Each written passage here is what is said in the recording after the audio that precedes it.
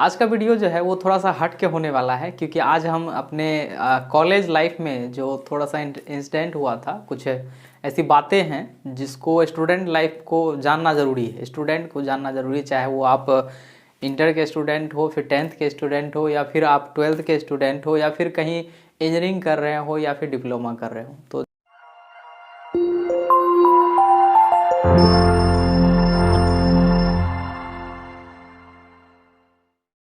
जब हम अपने कॉलेज में थे, पॉलिटेक्निक कॉलेज में थे, तो ये आई थिंक 4th सेम का बात है। 4th सेम में एक सब्जेक्ट होता है सर्वेइंग, और उसमें एक फील्ड सर्वेइंग करके, फील्ड सर्वे उसमें प्रैक्टिकल होता है, जिसमें आपको लेवलिंग करना होता है, थियोडोलाइट का इस्तेमाल करना सीखना होता है स्टाफ लगा करके। उसमें आपको एंगल का मान निकालना है, एक कर्व का जो है मैपिंग करना है, किसी भी ग्राउंड का एक सर्वेइंग करना होता है, या फिर जैसे अमीन का काम होता है। अमीन क्या करता है, ज़मीन वगैरह का नापी लेता है, तो वो नापी वगैरह वो हम लोग सब करवाता है सर्वेइंग के अंदर। 4th सेम में हम लोग ये करते थे। तो एक टीचर थे हमारे, वो नीलमणि सर करके थे, जो कि हमको सर्वेइंग 4th सेम में हम लोग को पढ़ाते थे। और वो बहुत अच्छे टीचर थे, बहुत अच्छा पढ़ाते थे, और काफ़ी एजेड थे, और वो IITian थे। ठीक है, वो बहुत ज़्यादा जानकार थे, IITian थे, तो बहुत नॉलेज था उनके पास। हाँ, उनका हाथ थोड़ा सा वो कांपता था, लेकिन पढ़ाते बहुत अच्छा थे। तो एक बार की बात है, जो ये पॉलिटेक्निक लाइफ में आपको, चाहे फिर डिप्लोमा में कहीं भी आप हो, या फिर नॉर्मली आपको एक एग्ज़ाम होता है। पॉलिटेक्निक में बात करते हैं तो उसमें एक सेमेस्टर एग्ज़ाम होता है, और सेमेस्टर के बीच में एक मिड सेम एग्ज़ाम होता है, मिड टर्म का एग्ज़ाम होता है, जो कि इंटरनल एग्ज़ाम भी बोला जाता है। वो कॉलेज में ही होता है, और उसमें सभी सब्जेक्ट से, जो है सभी चैप्टर से आपको कुछ कुछ सभी सब्जेक्ट का, सभी टीचर का अपना अपना काम होता है कि आपसे एक एग्ज़ाम लिया जाए और उसके ऊपर आपको कुछ नंबर दिया जाए। तो आई थिंक कि मेरे ख्याल से 20 नंबर का वो एग्ज़ाम था।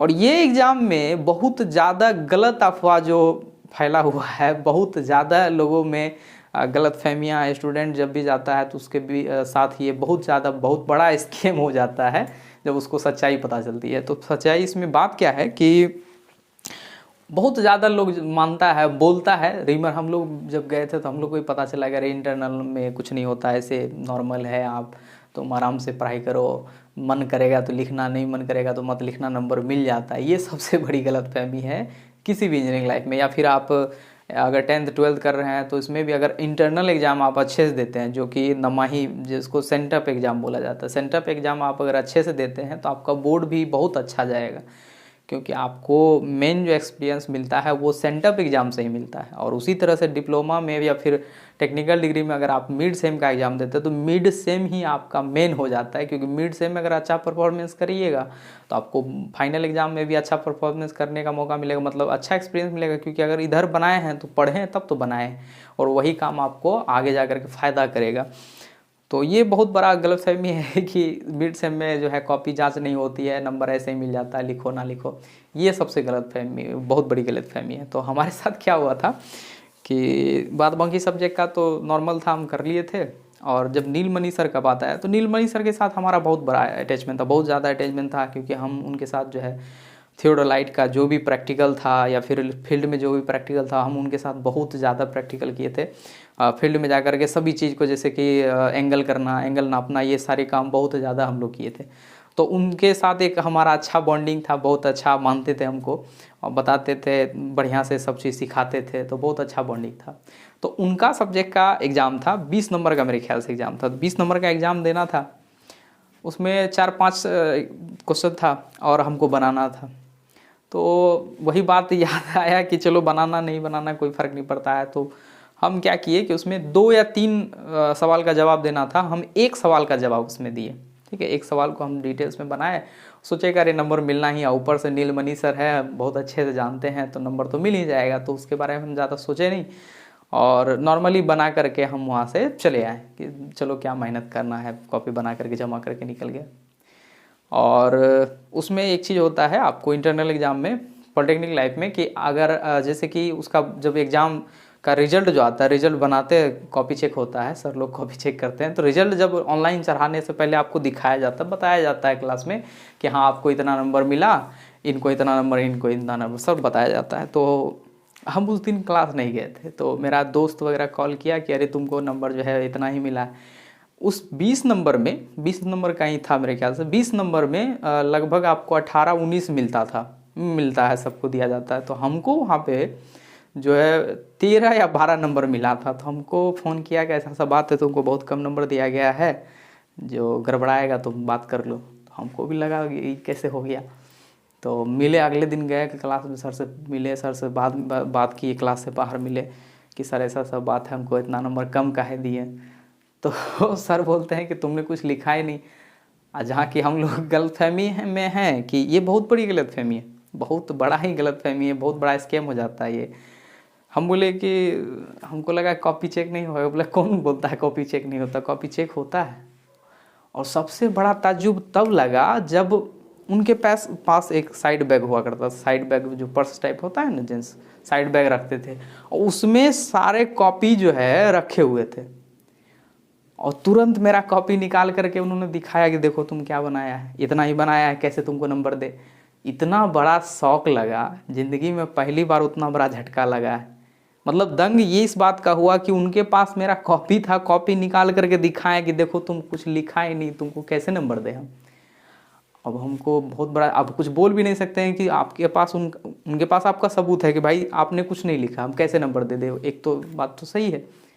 तो जो गलतफहमी था तो बहुत बड़ा झटका लगा। तो बोले सर कैसे होगा ऐसे में, नंबर कम दीजिए। इंटरनल नंबर अगर कम मिलता है तो आपको बोर्ड में बहुत ज़्यादा जो है डिफरेंस हो जाता है। तो इंटरनल नंबर अगर आपको अच्छा, जैसे कि इंटर मैट्रिक में क्या होता है कि प्रैक्टिकल नंबर अगर अच्छा मिलता है तो मिला जुला करके फाइनल जो रिजल्ट बनता है, फाइनल जो आपका होता है, उसमें बहुत ज़्यादा बेनिफिट हो जाता है। तो इंटरनल नंबर ठीक उसी प्रकार का होता है। तो इंटरनल नंबर मेरा बहुत कम आया था। तो हम बोले सर कैसे होगा, गड़बड़ा जाएगा सर, इस बार माफ़ कर दीजिए। हमको लगा था कि चलो नीलमणि सर अपने ढंग का है, नंबर दे देगा, लेकिन ऐसा कुछ हुआ नहीं। तो बाद में बोला कि अच्छा ठीक है, तुमको टेंशन नहीं लेना, हम एवरेज मार्किंग करेंगे, लेकिन वो नहीं करेंगे, तुम बोलोगे 18 नंबर दे दीजिए, हम वो नहीं दे सकते। तो ये मेरे लाइफ का बहुत बड़ा जो है सीख था। और ये हर एक स्टूडेंट को, पॉलिटेक्निक में पढ़ रहे हो चाहे फिर बीटेक कर रहे हो, सभी स्टूडेंट को इस बारे में जानकारी होनी चाहिए। अगर आपके दिमाग में चल रहा है कहीं ना कहीं कि चलो कॉपी तो चेक होती नहीं है, जो मन करेगा लिख के आ जाएंगे, ये बहुत बड़ी गलतफहमी है, अभी मिटा लीजिए। और टेक्निकल में आप कुछ भी कर रहे हैं, कोई भी ब्रांच हो, उसमें आपको हाई नंबर मायने रखता है, क्योंकि एवरेज मार्किंग जैसे 70%, 68% ये एवरेज मार्किंग हुआ, ये सबको आता है। 70-75% जो है हर किसी को आ जाता है, नॉर्मल स्टूडेंट को 75% आ जाता है। लेकिन अगर आपको अच्छा करना है तो आपको 80 जाना पड़ेगा। 80% पे ओवरऑल अगर आप जाते हैं तभी आपका डिग्री एक बहुत ही अच्छा माना जाता है। तो इंटरनल एग्ज़ाम पे फोकस रखिए। और इंटरनल कहीं की, क्योंकि इंटरनल अगर आप अच्छा दे रहे हैं तो मतलब है कि आप पढ़ रहे हैं, कंटिन्यू क्लास कर रहे हैं, कंटिन्यू आप उसके ऊपर ध्यान दिए हुए हैं, तो फाइनल बोर्ड का एग्ज़ाम अच्छा जाएगा ही जाएगा, बिल्कुल जाएगा।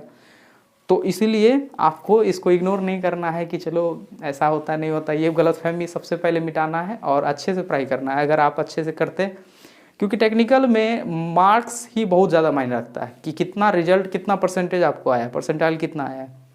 आगे चल करके पॉलिटेक्निक के लिए एक वैकेंसी आता है, बीटेक के लिए भी वैकेंसी आता है, आपको जो है मेट्रो में मिल जाता है काम, या फिर बीटीएससी के तरफ से आता है जो कि पॉलिटेक्निक वाले के लिए, तो वहाँ पे मार्क्स बेसिस ही होता है। अगर मार्क्स आपका बहुत कम है या नॉर्मल है तो फिर आपको टेंशन लेना पड़ेगा। और अगर अच्छा रिजल्ट है आपका, अच्छा मार्किंग है, अच्छा परसेंटेज 80+ है, आपको सोचने की ज़रूरत नहीं है, अगर वैकेंसी आती है तो आपका जॉब हो जाएगा। तो ये मेरे लाइफ का बहुत ही अच्छा इंसिडेंट था, जो कि आज याद पड़ता है तो काफ़ी मतलब अजीब लगता है और काफ़ी इंटरेस्टिंग भी था। और उनका कॉलेज का जो लाइफ था वो बहुत ही अच्छा था। मतलब कॉलेज का हर एक पल जो है याद आता है, अपने दोस्तों के साथ बिताया हुआ पल बहुत अच्छा लगता है।